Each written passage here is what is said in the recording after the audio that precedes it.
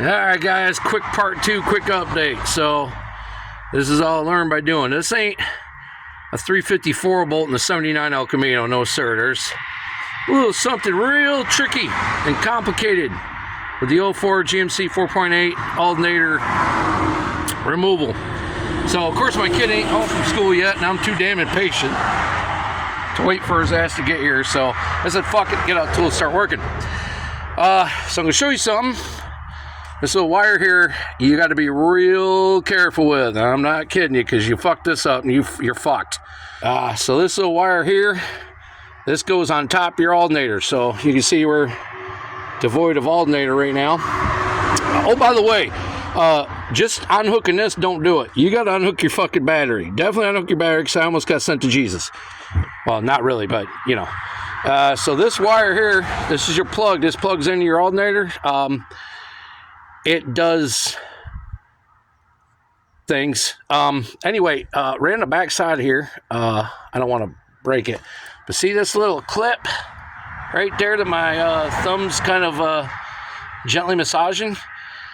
Be real careful when you unhook that. Use I did use a screwdriver, but I was very ginger with it. Careful, because you bust that clip, man, you might as well invest in fucking duct tape, electric tape or something, because the fucker will pop off and you don't want that. But anyway, that's a quick little update.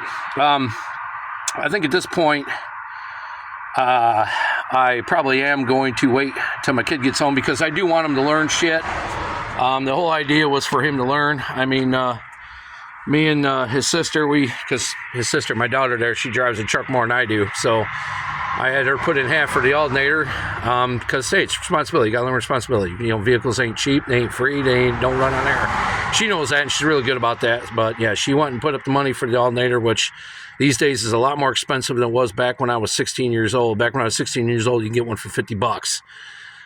Now you might as well tack on another $150 for that, because they're about $200 now with core charge. And they'll give you $30 back. It's like, well, whoop-de-fucking do, bro. Thanks so fucking much. So the amount of money I spend in gas to go down and swap that out, you're going to give me.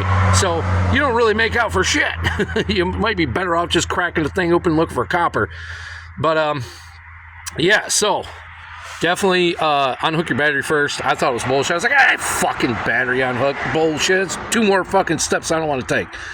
Trust me, do it. It was a shocking, very enlightening moment, so my battery's still good, apparently. Do that and be real careful with that clip, because you break that clip, it's broken, and it'll still work, but you know that thing's gonna pop off all the fucking time. And if you live where I live, there's bumps all over the goddamn road. You'd be, you know, whoops. So yeah, definitely be careful with that clip, because it's chintzy, cheesy, fucking plastic ass crap. And oh, by the way, another little helpful tip for you all that may have this truck or a vortec. When you pop your hood, you might see this this little guy here. So this is the vortec high tech. Look at that! Oh, vortec plastic cover. So that sits on top here like this, right? Kind of give it some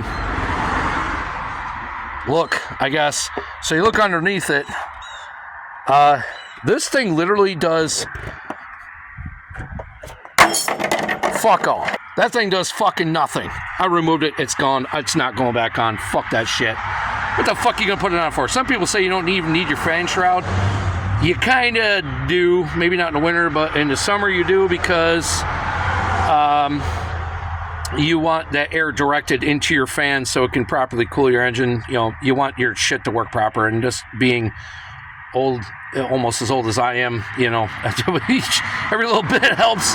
But so while I'm waiting for my brat to get home from school, I'm gonna go ahead and do some much needed cleaning. So this right here is your, you know, obviously your intake thinger digger. So you say that kind of nasty. I'm just gonna clean that up while I'm waiting for him. Once he gets home, then we're gonna go ahead and put the new alternator in. And yeah, and we're getting going. So the other thing I want to talk about before I let you go real quick, I know this is just a quick part 2 update, but one thing I want to talk to you real quick about, so this was the original alternator from 2004. I know that because 2 reasons. One, the original paper was on it. It's Delphi, and that's the brand I guess GM used for that year. I don't know if they still use Delphi parts or not, but this thing was literally, so you see right here, That thing was on there. It did not want to come off. It did not want to come off. So a little helpful trick I learned is good old mason hammer, good old mason chisel. Get in there, you gotta pop it. If you crack that fucking alternator a few times, it's broke anyway. You crack that fucker a few times, get that chisel under there, tap her up, she pops right out. So to go for now. Go ahead and check out the finished product. I'll do a video while my kid's putting it back together, and it'll be slow enough to where I can point out, okay, do this, do this, do this, do this. I am no fucking mechanic, all right? I can do the very, very basics of shit.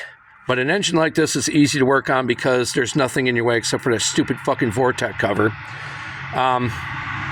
So there's that.